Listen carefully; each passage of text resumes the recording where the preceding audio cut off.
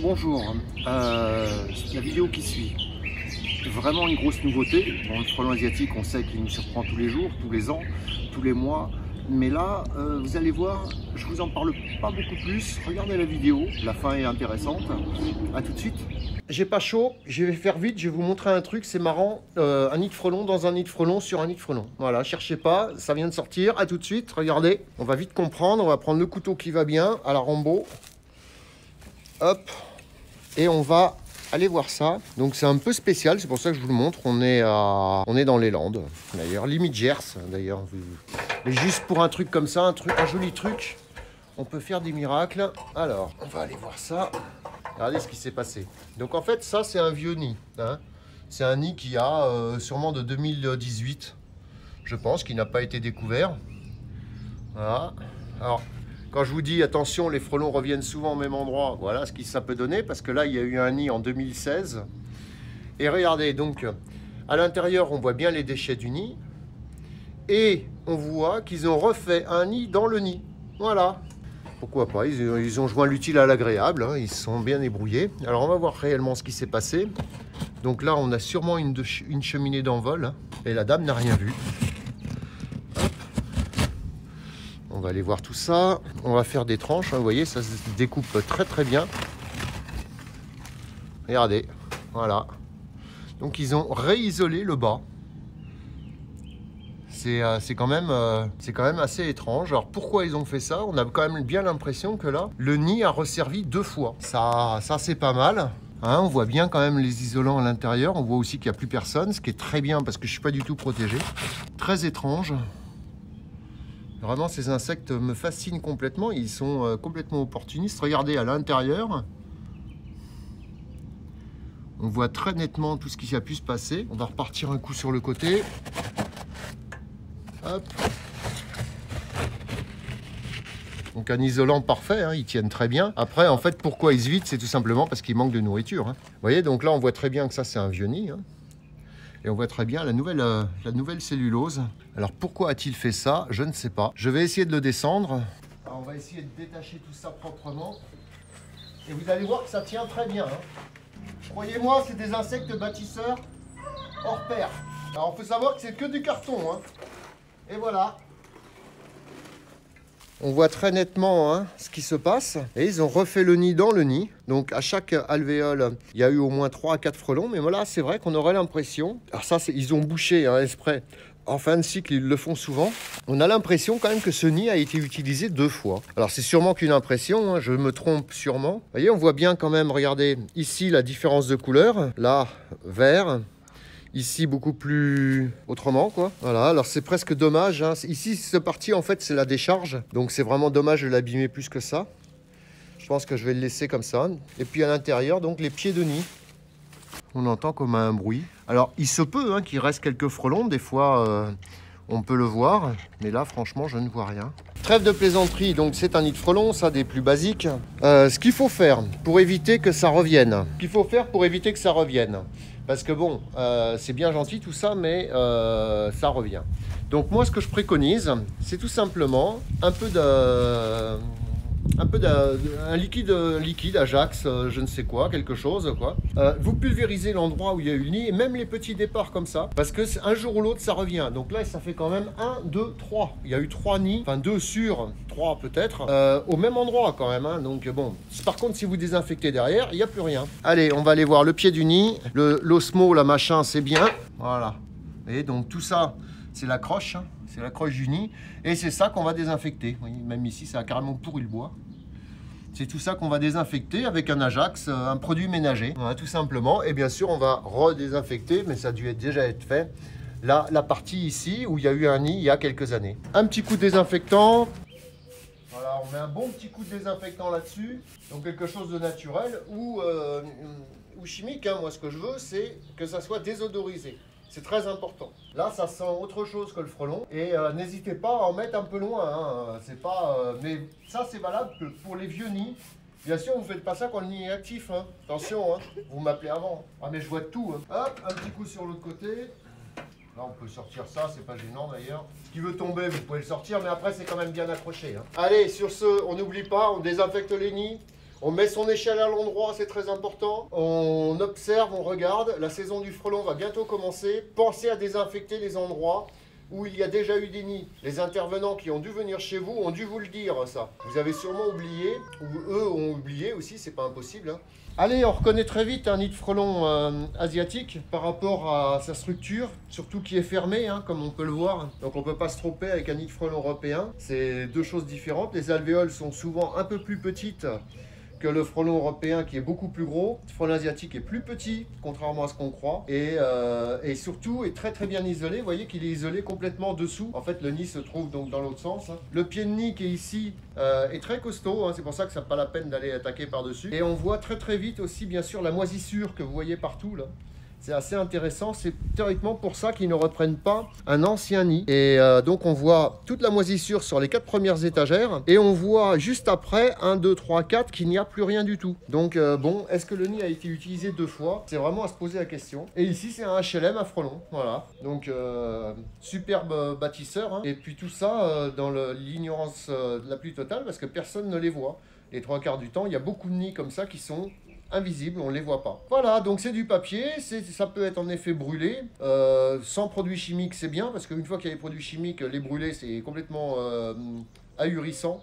Mais par contre, là, en effet, on va sur un beau feu de cheminée. On est en février. Alors, qu'est-ce que je pourrais vous montrer le 8 février? C'est un truc qui m'a étonné moi-même, parce que bon, je suis pas toujours sûr qu'il y a des frelons dans les nids.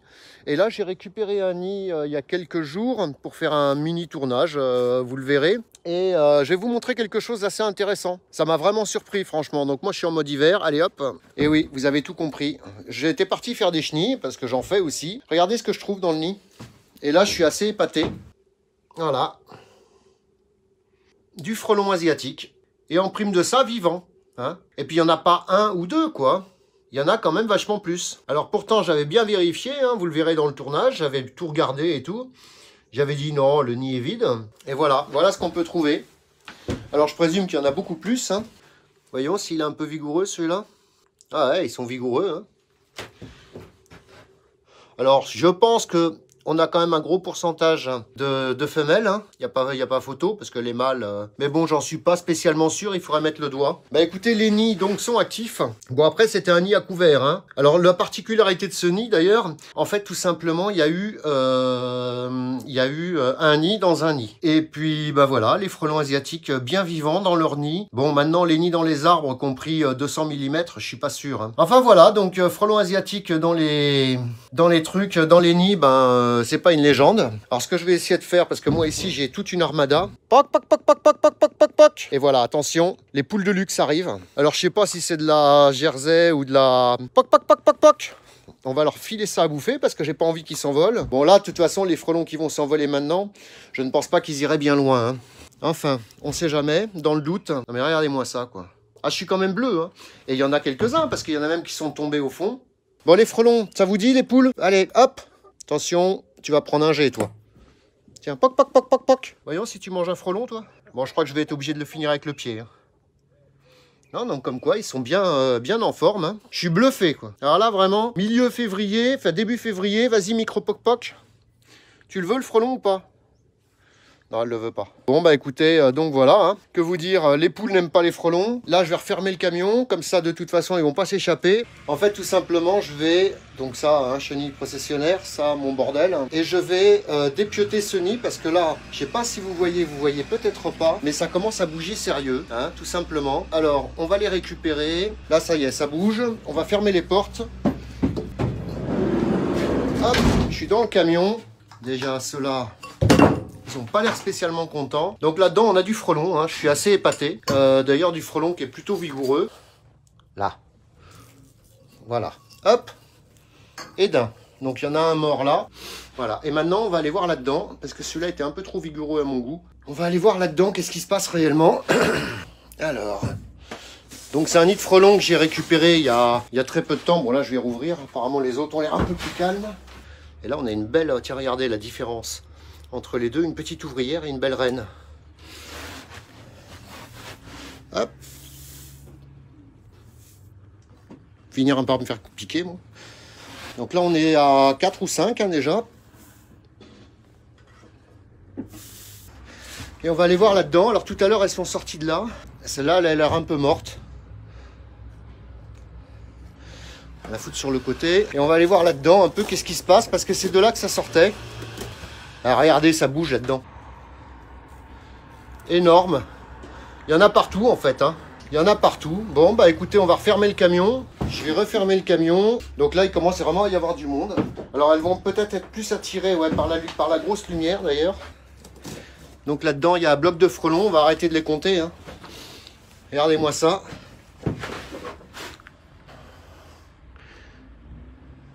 Alors là, je suis vraiment épaté quand même. Alors, sûrement une ponte tardive. Et bon, ça fait vraiment beaucoup quand même. Hein. Ça fait vraiment beaucoup. Alors, peut-être que ça pourrait être intéressant quand même. Je vais m'accrocher le bityop et je vais les prélever toutes. Et mon ami Eric, d'ailleurs, qui a fait un super bouquin sur le frelon asiatique, serait très content de savoir si jamais c'est des reines ou pas. Donc, on voit quand même qu'il y a du monde hein, là-dedans. Hein. Regardez-moi ça. C'est quand même assez énorme. Donc, une vingtaine de frelons. Et je pense qu'il y en a encore beaucoup plus. Il y a du monde. Voilà, je vais... on voit d'ailleurs que là, il y a une larve aussi par la même occasion. Il y a des nymphes. Donc, une ponte très tardive, hein, Nucléon, t'as raison. Et là-dedans, et ben voilà, du frelon vivant. Voilà, ça, c'est quand même pas mal. Et puis, il n'y en a pas un ou deux. Hein. Ma femme va être ravie. Bonjour à tous. Là, j'ai reçu tout un ensemble de frelons morts par la poste. Ces frelons ont été récupérés donc, la semaine dernière. C'est-à-dire début février. Et la personne qui les a récupérés, donc Étienne Romaillac, m'a indiqué qu'ils étaient tous vivants, sauf un petit groupe ici. Donc une colonie de frelons vivante en février, voire même mars, pourquoi pas. C'est chose surprenante, dans le sens c'est qu'une colonie se vide de ses habitants, dans tous les frelons qui meurent en fait, au cours de l'hiver. Donc fin décembre, début janvier, normalement c'est terminé. Donc une colonie avec des individus vivants, c'est très surprenant. Donc ça peut arriver, ceci dit. On peut avoir des petites colonies avec des femelles endormies dans les nids, récupérées février, mars. Et en général, d'après les expérimentations qu'on a faites, il s'agit de futures reines, des reproductrices. Donc là, l'idée, c'est de vérifier sur ces femelles-là, qui m'ont l'air bien petites, assez surprenant. Est-ce qu'on a affaire à des femelles? Donc à première vue, oui, elles ont un aiguillon. Est-ce qu'il s'agit d'ouvrières ou de futures reines? Ça, je ne sais pas. Donc pour le vérifier, c'est très simple. En fait, on va regarder tout simplement sous binoculaire, ou alors à l'œil nu si on a des bons yeux, c'est l'écartement entre les deux ailes. Donc l'écartement entre les deux ailes, c'est ça qui nous donne la meilleure information. Alors ça peut être la taille de l'individu qui peut donner une première estimation, le poids de l'individu, mais on a montré il y a quelques années avec un article scientifique avec une étudiante espagnole que l'écartement à l'air était le paramètre le plus précis pour dire si on avait affaire à une ouvrière ou une reine. Donc là, ce que je fais avec ce pied à coulisse, je mesure l'écartement exact entre les deux ailes. Et si cet écartement à l'air est inférieur à 4,5 mm, c'est une ouvrière. S'il est au-dessus, c'est une gyne. Une gyne étant une reproductrice, c'est-à-dire potentiellement une future reine. Donc là, l'individu que j'ai, il fait 4,07 mm. Donc ça, théoriquement, c'est une ouvrière. Alors une ouvrière vivante dans un nid en février, c'est bien la première fois que j'observe ça. Là, on a un tout petit individu. Alors ça, à mon avis, même pas la peine de la mesurer. Je sais déjà que c'est une ouvrière. Mais bon, on va quand même vérifier. Alors elle est même plus petite. Elle est exactement à 3,9 mm. Donc, c'est la première colonie avec des ouvrières que je vois, en tout cas, collectées en février. Alors, c'est une chose surprenante. Comment on peut envisager des ouvrières en février? C'est bien la première fois. Et a priori, les conditions climatiques ont dû jouer certainement grandement à ça. Bon, en tout cas, je vais continuer les analyses et Étienne, je t'enverrai les données dès que je les ai. Ok? Bonne journée à tous. Voilà, je vous l'avais dit, donc bilan de cette vidéo. 5 gynes. 5 gynes, c'est pas 5 jeans, hein, c'est 5 gynes, c'est des femelles, potentiellement c'est des reines, des fondatrices. Et donc là-dedans, on voit quand même qu'il y a une grosse évolution. 5 gynes, 25 ouvrières, et ça, c'est pareil, c'est complètement anormal. on voit quand même qu'on a des ouvrières viables et en hibernation. Donc les ouvrières ne devraient pas pouvoir hiberner, c'est ça la nouveauté, c'est qu'une ouvrière doit tenir 25-30 jours et après elle meurt, c'est son cycle naturel. Là du coup on a vu quand même qu'il y avait des reines et des ouvrières et aussi quelques mâles. Donc dans les greniers, dans les hangars, les nids à l'abri ou les nids parfaitement intacts, je veux dire un nid intact, c'est un nid qui a toujours sa même forme. Vous avez vu sur le nid que là, le nid était détruit et refait à l'intérieur, donc là on peut se donner la peine. Après aller détruire un nid qui est complètement délabré dans un arbre, si vous voulez perdre un peu d'argent, bien sûr vous pouvez le détruire, mais il n'y a pour moi aucun intérêt. Et pour les scientifiques d'ailleurs non plus, c'est vraiment les nids à couvert, les nids intacts. Il faut que la structure du nid soit intacte, c'est très important. Donc voilà, sur ce, la suite au prochain numéro, à bientôt. On filme des abeilles au Maroc et je peux vous garantir que là, c'est pas mal non plus. Pas pour les abeilles, pour la culture marocaine qui entretient ces abeilles de façon différente des nôtres, on va dire. A tout de suite, la suite au prochain numéro.